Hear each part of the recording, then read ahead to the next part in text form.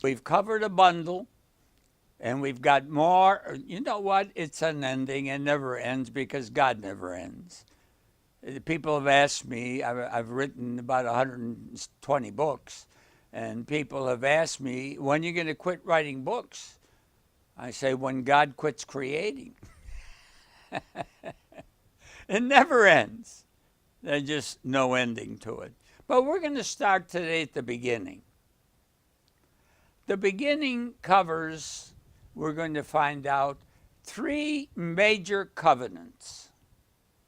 A covenant is a contract. A contract can be made by what you publicly promise to do or agree to do with someone. In Matthew 5, Jesus gave us the definition of when we make a promise or a covenant. I don't have the time to go there, but you could check it yourself in Matthew 5. Read it. When you go to a court of law, and a lot of people misunderstand this statement, they think it means you can't swear that you're telling the truth. Because Jesus said very plainly, he said, don't swear. He says, after the temple gold or this or that or whatever, because you can't even change one hair of your head. In other words, you better not offer to give something as proof that you can't pay for. That's what he means when he says you swear. And in court today, if what you swear isn't the truth, you're in what? You're in contempt of the court, aren't you? So he said, here's what he gave as an answer. Very plain. This is simple. This isn't about what you say, I swear on the Bible, okay? You can say, I swear on the Bible, because you're saying, I swear on God's word, that just as God's word is true, I'm going to tell you the truth. Well, you better worry about whether what you're saying is what's in the Bible or the truth. So he said, here's how he simplified it. He says, look, you swear that your yes is yes and your no is no. What he's saying is you must be super transparent.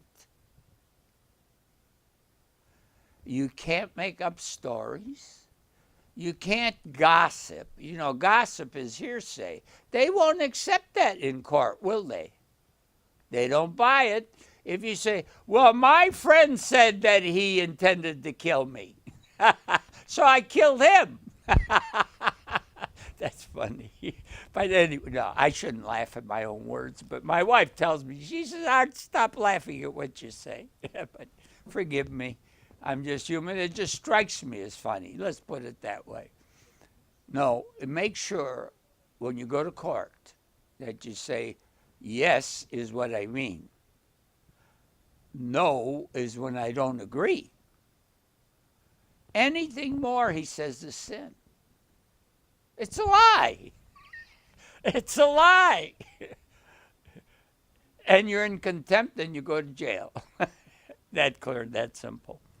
So these three major covenants or promises or contracts that God makes are yea and yea.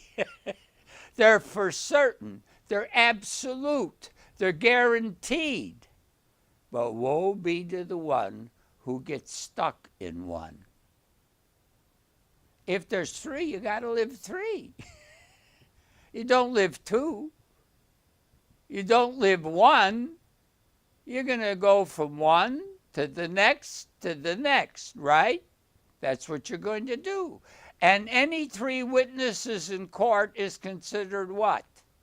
You're guilty. If three people come before and they were there and they saw that this guy was trying to kill you, you killed him before he killed you, you're guilty.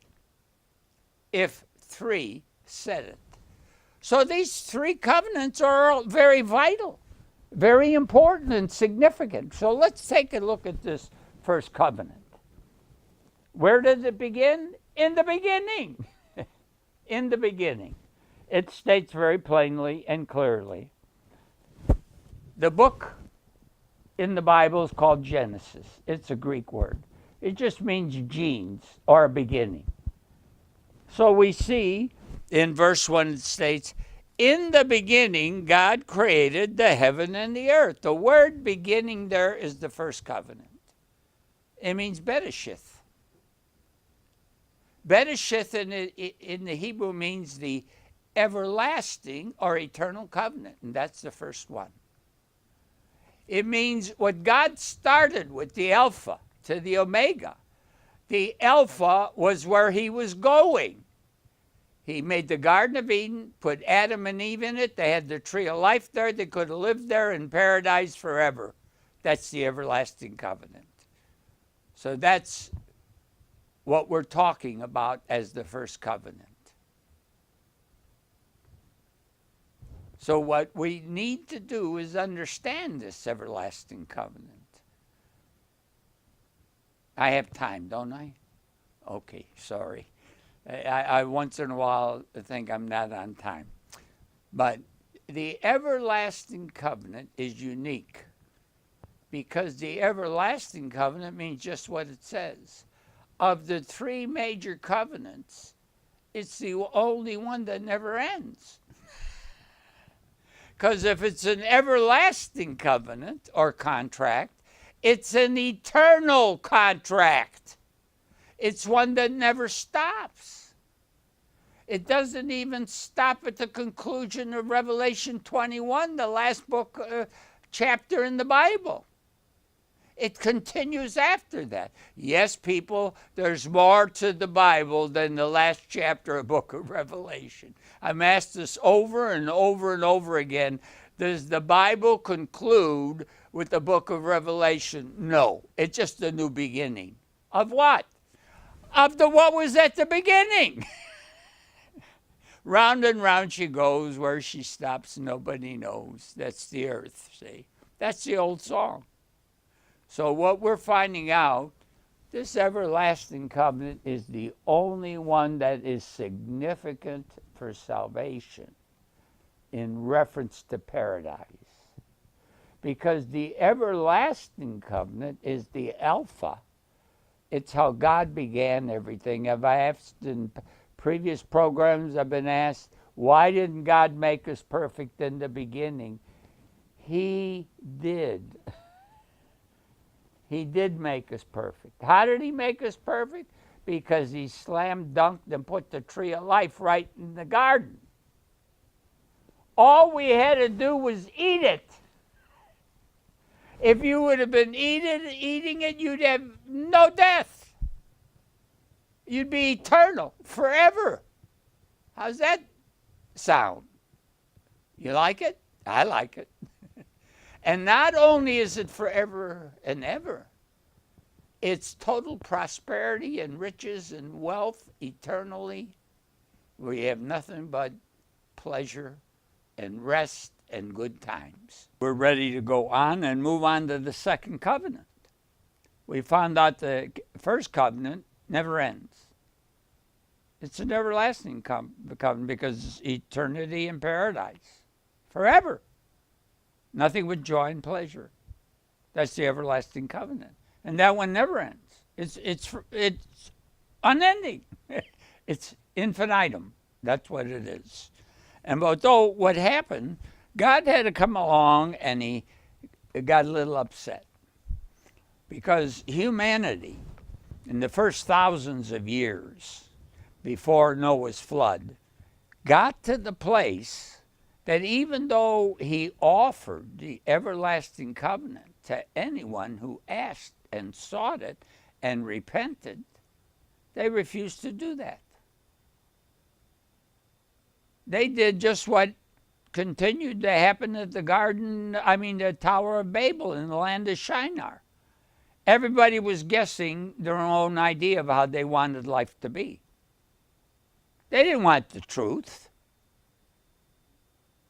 In fact, it got so bad because they were arguing with each other and constantly in chaos called Babylon. And Babylon is nothing but confusion or chaos. Pretty much what we got in the world today. All you have to do is take a look at it, and boy, there's trouble all over the place. And so he saw that what they were doing, they were coming to the place that they were just evil and wicked and violent all the time. They couldn't agree on anything. Just like in America in our Congress. Or as far as that goes, with the president. Or even with the Supreme Court.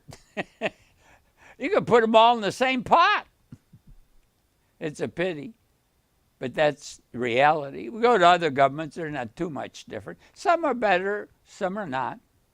It just all depends. And some are always at the brink of war, and some are always having war, like the Middle East.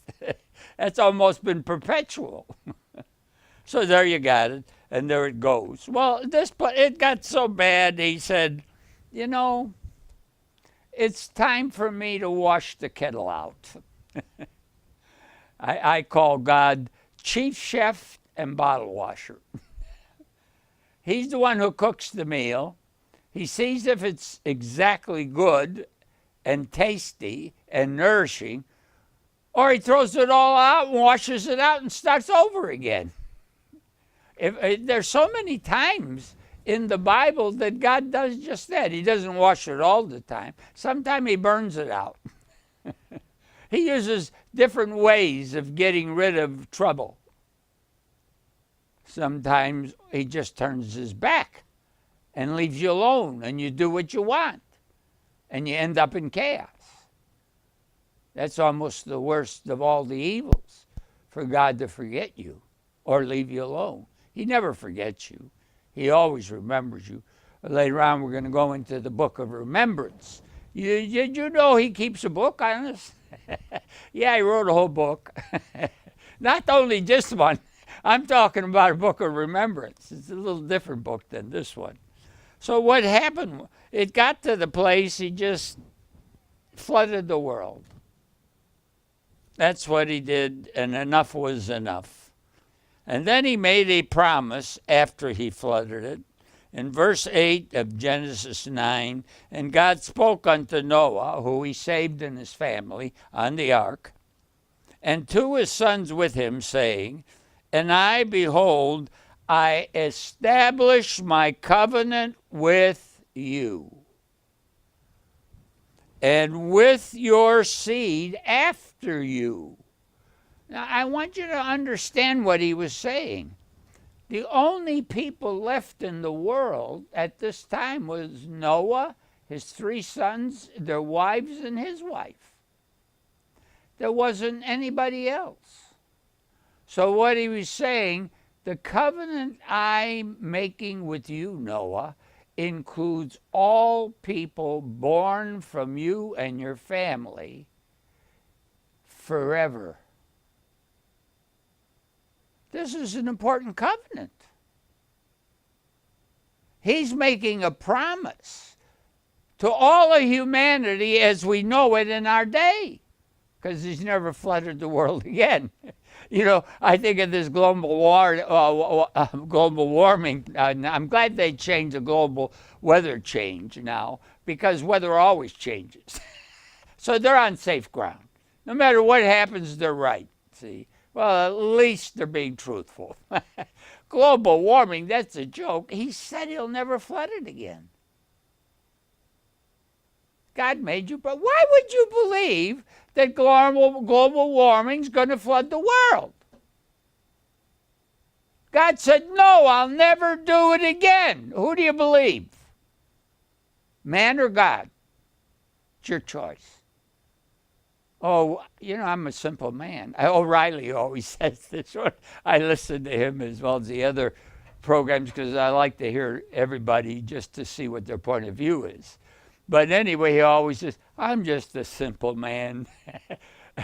Well, what he's really saying, I get to the basics. I don't want to get in all this complication, what he calls spin. Spin just means you're confusing me.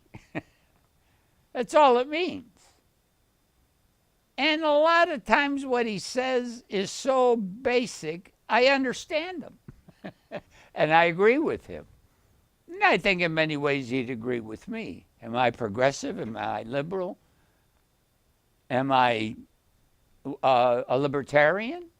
Frankly, I'm all of them. I'm all of them. I'm for everybody. I don't exclude anyone. And you know, neither does God. And that's what he told Noah. This covenant God made is with everyone born of Noah and his 3 sons and their wives. Everybody. So the world today, this covenant is in force just as it was when it was first incepted into reality. And you know, this is known in the Bible as the Rainbow Covenant.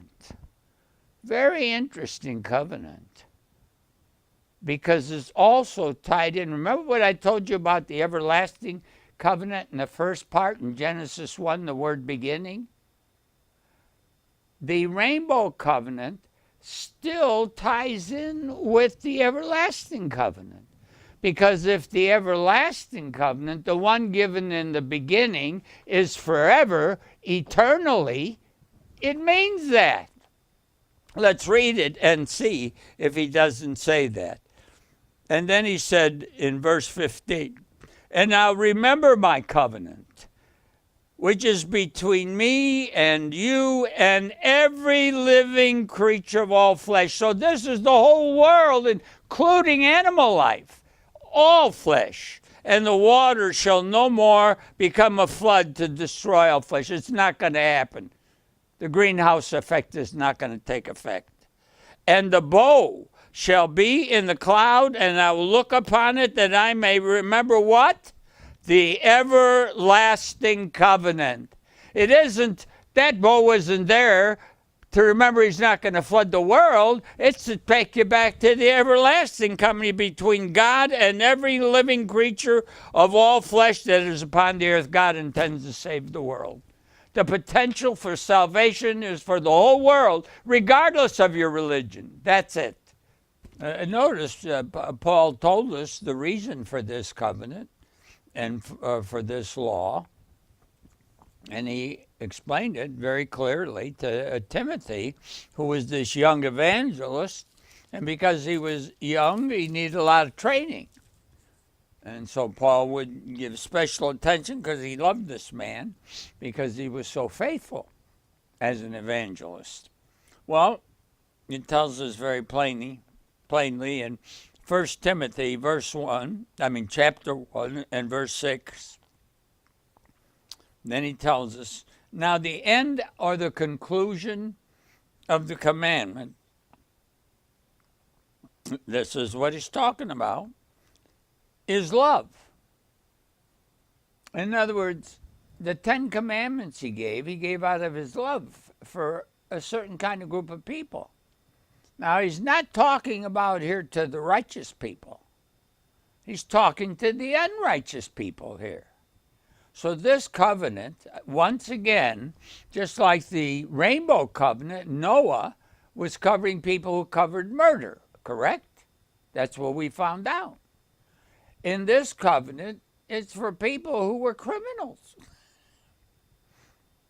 And he said the end result for them to get to the place that they should be is love. That's what it should be. And of a pure heart, it means, as we covered about swearing, you got to be for real. You got to mean what you say. And of a good conscience. In other words, you're at rest. You feel at peace because you know you're saying exactly what you mean. So your conscience is fine. Descartes, the philosopher, says, I think, therefore I am. What he said was, because I'm conscious, I know I'm here. So when in your awareness of yourself, that you understand very clearly, all right, why you're doing what you're doing. And so he goes on and he said, with a good conscience and a faith unfeigned. In other words, you're going to be loyal when that's completed, all right?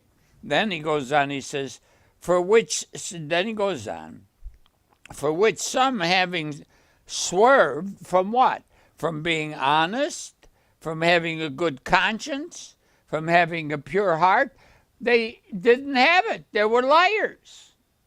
They were deceivers. They weren't being honest with God. They weren't transparent. So he says, declaring to be teachers, they even get out there and they start acting like they know what they're talking about. Oh, we have the truth. Oh, we understand the law. We know how to apply it. He said, desiring to be teachers of the law. So it tells us what? Understanding neither what they say nor what they affirm or saying is true. In other words, you can know the truth, you could say the truth, and then interpret it and be all wet. And the word wet comes from ocean. You get drowned, flooded. Okay? Knowing this, that the law is not made for a righteous man. If you're doing the right thing, you're trying to do the right thing. In what way?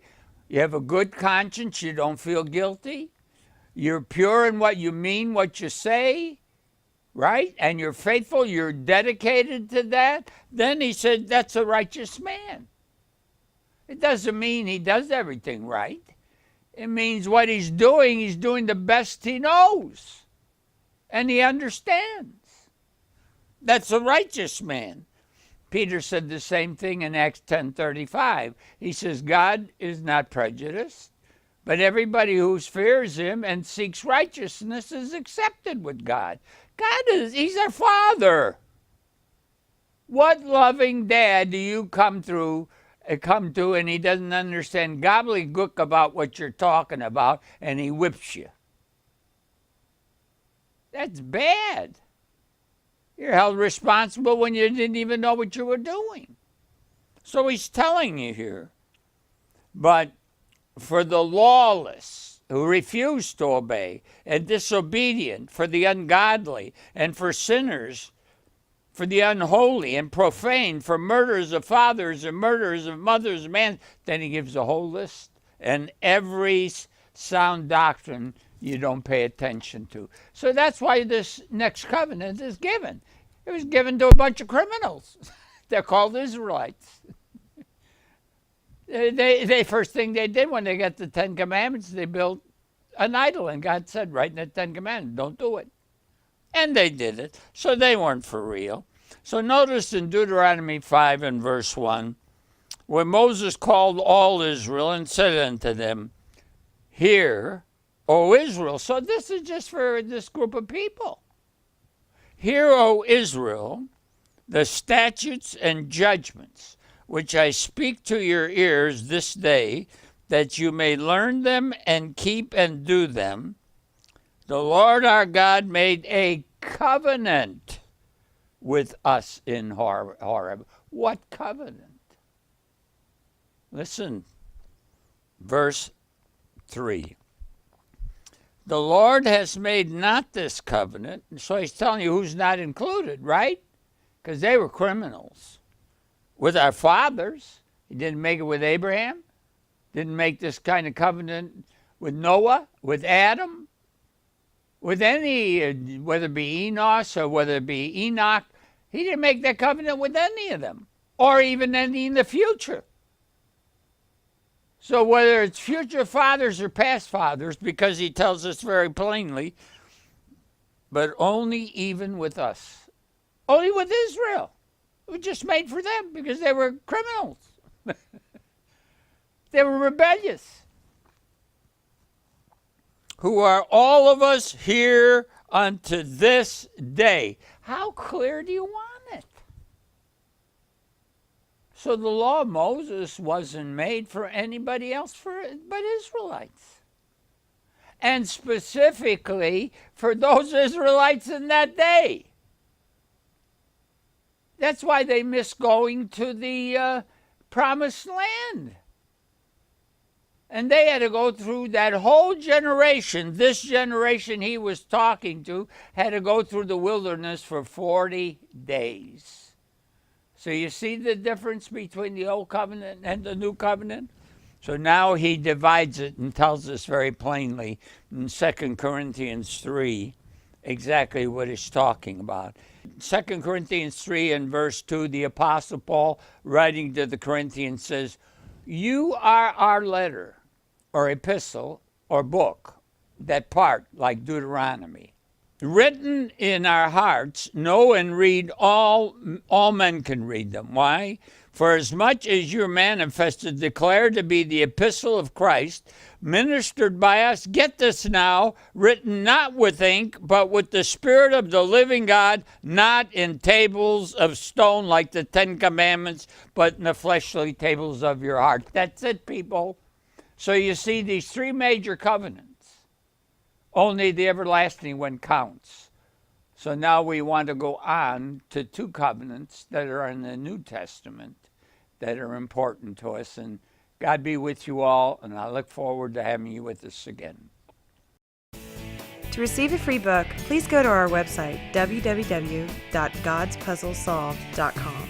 You can also email us at art@mokarow.com or write to us at Books, P.O. Box 1197, Montgomery, Texas 77356. Please remember, we do not accept donations.